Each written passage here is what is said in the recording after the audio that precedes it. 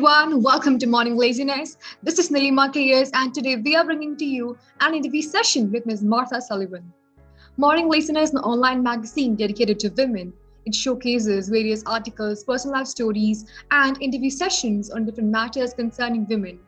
And today, our interviewee, Ms. Martha, happens to be the president and founder of Provenance Hill Consultancy. So let us welcome our interviewee. Hello, Ms. Martha. Good morning, Halima. How are you doing today? I'm doing great. How are you doing today?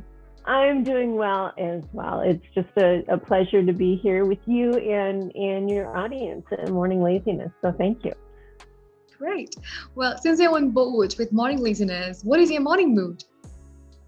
You know, it kind of cracks me up because I think morning laziness is kind of a perfect description for me in at least in my weekend mode. That would be a great description of my morning mood. But I think during the week I tend to be more focused. You know, you wake up and it's like, okay, I got stuff to do, so let's get to it. So kind of, you know, a yin and the yang kind of morning mood depending on the day. Great. Well, so which is your favorite meta character from our very own NFT collection called Women in Metaverse? I love this collection.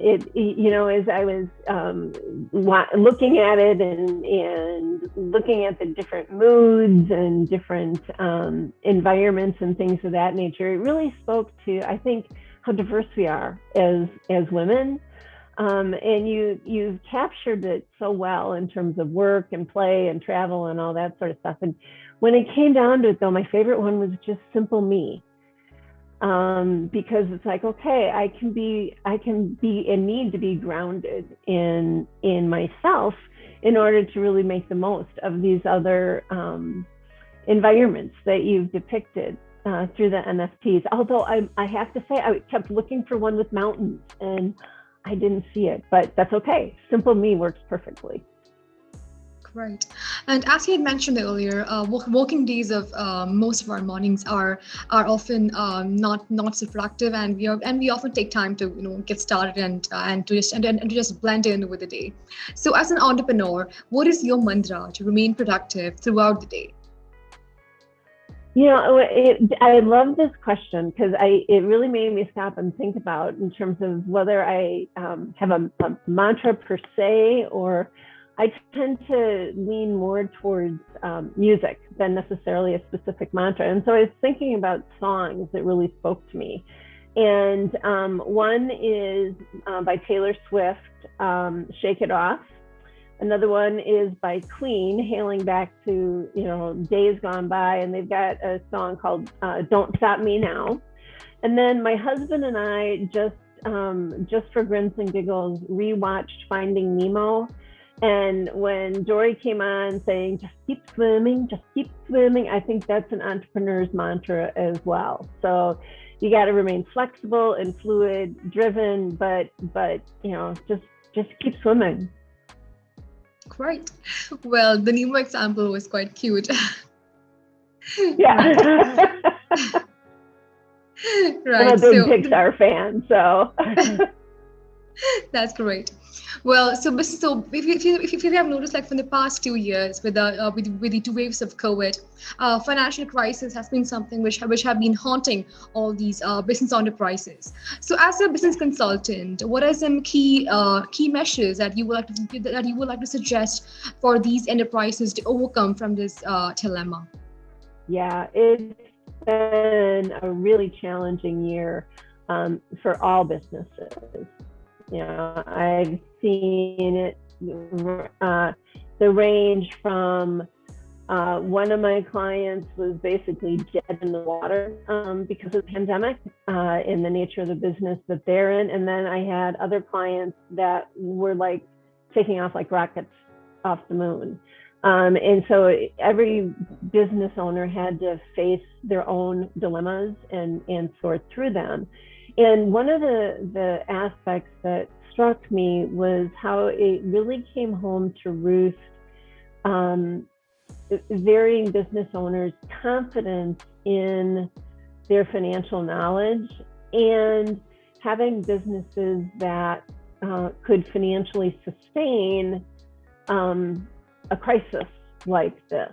And one of the things that I encourage my clients to do is to always be ready to sell the business, which may sound weird, but if you think about it like your house, you keep your house in good working order. You want to make sure that it looks nice and is taken care of, because who knows, maybe your spouse will get a job someplace and you'll need to sell it quickly.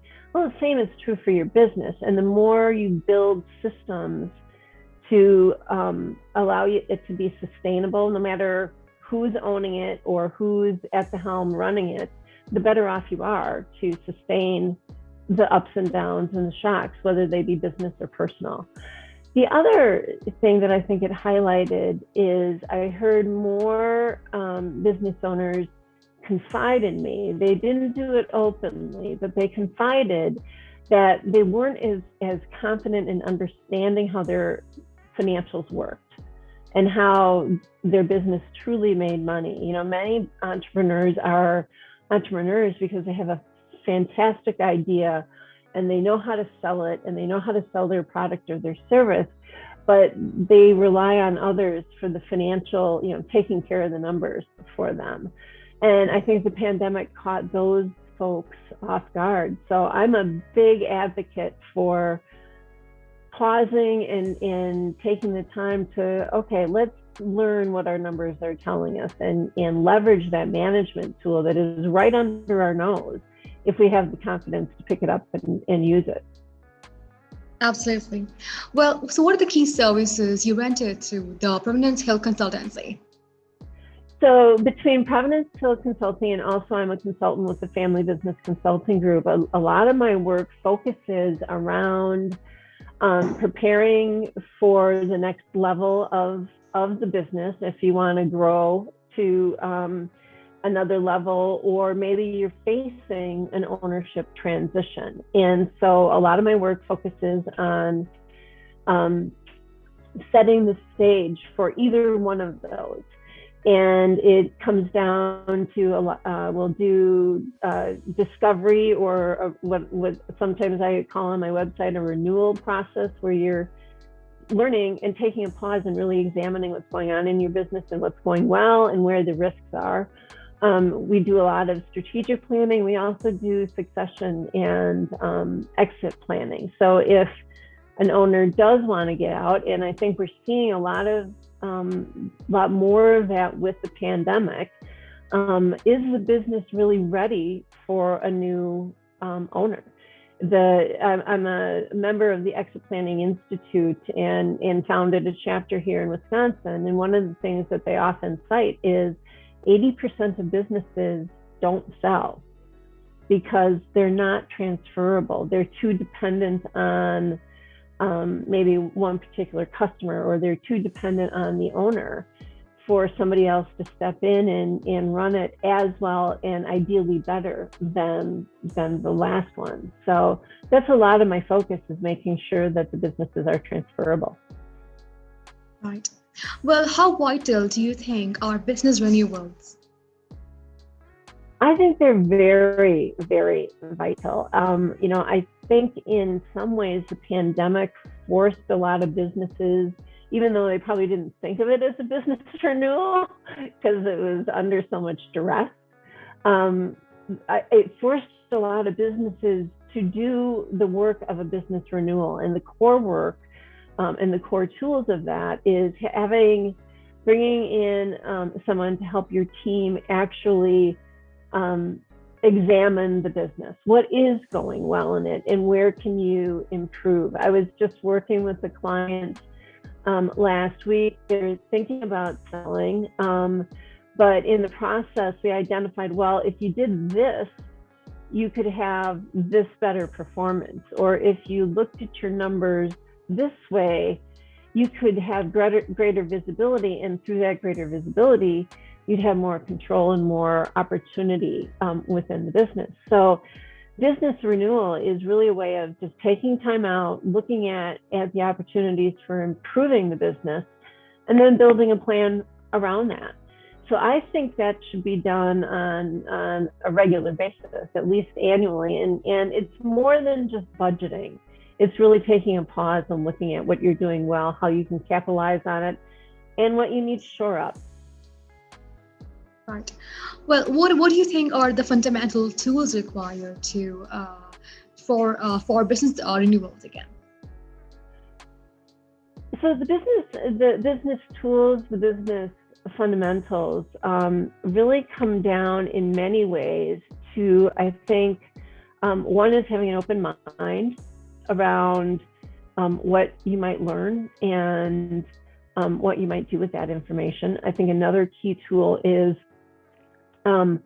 engaging your team in the process. Now, these are analytical tools. These are more soft tools, but they're really important to make the most out of business renewal. A lot of people will have, as a business owner, they'll do this examination in their own mind, if you will, or they may be doing it on their own piece of paper and writing it out. But when you bring in the team with an open mind, you get different perspectives. And very often the team rises to the occasion, and you guys have a conversation like you've rarely had before. And you're able to build off of one another. The other piece of that, in terms of an actual tangible tool, I like to use the DISC personality review tool. And that's a tool where each individual on the team takes this assessment, and it helps understand how I think, how I make decisions, how I process information, what's my default, what's my natural way of doing that, or do I adapt in certain situations? And knowing that about your teammates can be so valuable, so that you're by using the DISC and it as a management tool, you're able to understand why, Nalima may be coming at this issue this way, Martha's coming at it this way, and this may be why they're butting heads on it, because you don't process information the same way I do. I may be coming in like a barrel full of bears, and you need more time to consider it before you have a response or make a decision. Well, if I know that about you, I can back off as a barrel full of bears. And if you know that about me, then you know that I may make decisions. I don't need as much background data as someone else does. So when you approach me, you come in and you're like, okay, Martha needs it like this, as opposed to War and Peace and the whole thing mapped out in front of me. If you gave that to me, I'd be like, okay, let's move on, kind of thing. And those are super tools to have as a team as you're going through renewal. So you can take conflict that could be fluffy and make it more productive. So you can lean into it and truly solve the problems. Because that's what business renewal is really all about, is solving the problems and setting the stage for going where you want to go, and having plans and accountability to make that happen. Right. Now, tell us more about Provenance Hill workshops. Yes. Thank you for asking about that. Provenance Hill offers 2 different workshops, and they build on one another. So the first one is our Get a Grip workshop, and that one is a great introduction to understanding how a business fits, if you're a business owner, how the business fits into your personal wealth profile. There was a recent survey that was, done by Mass Mutual. And one of the things that they found was that, I think it was like 83% of the business owners understood, that it was important for the business to be profitable, and it was key to their wealth, but that only 52% really felt that beyond the income that it generated, they didn't really see how their personal finances and the business scenario really overlapped. And it's like, oh my goodness, they're hand in glove, because the business is, yes, it's generating income and helping you feed your family now, but it's like an asset that you hold in the stock market. You ideally want that value of that asset to grow as well, because it's like most of business owners' wealth is tied up in the business. Like 75 to 80% of their personal wealth is the business. And if you're not paying attention to that, it can really fall apart. So in Get a Grip, we connect those dots and talk about how business value, not just profitability, how business value really ties into that and what you need to be thinking about as a business owner in maximizing that. So that's Get a Grip. And that is a 7-week program, once a week, and there's content that you review on your own, and then we get together for a conversation once a week over the 7 weeks. Then the Finding True Value workshops take the business value aspect of it and do a much deeper dive and help business owners expand their understanding of what creates value in a business and what may be holding back the value of their business. And the feedback I get from the participants that go through the program is like, I understood how to manage my business before I took this class. We understood it, but this completely changed my frame of reference for it. So 2 very powerful things, and they do build on one another. The next Get a Grip, they're both done quarterly. The next Get a Grip is in July, and so it would follow the quarterly July, October, January and April timeframe, and then the Finding True Value follows that. So with the next one being in July, even though we have a Finding True Value starting in June, the next one that would build on Get a Grip would start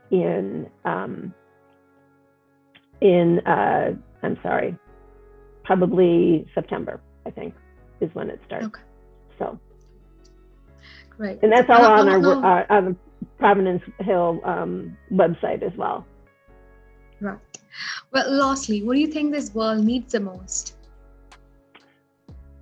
Kindness. I think the world needs kindness and awareness that, we all bleed red and we all depend on one another. And if we can get our heads wrapped around that, I think the world would be a much better place. There's a mastermind that I'm a part of, and one of the mantras in that is called HOPE, and it stands for help out everyone. No, I'm messing it up, but basically the concept is to help one person. That's what it is. Help one person every day. And it sounds really simple and it sounds really trite, but when you do that, you're not only helping the other person, but think about how you feel when you help someone. You feel better yourself. And it's oversimplified. It's not going to happen overnight, but if each of us could just get out of our own way and think that way, I think the world will be a better place. Great, totally, for sure. Well, so on that note, we come to the end of this interview session. Thank you so much, Ms. Martha, for joining us today. We truly appreciate your time. And thank you, audience, who had a great time with us today. Thank you.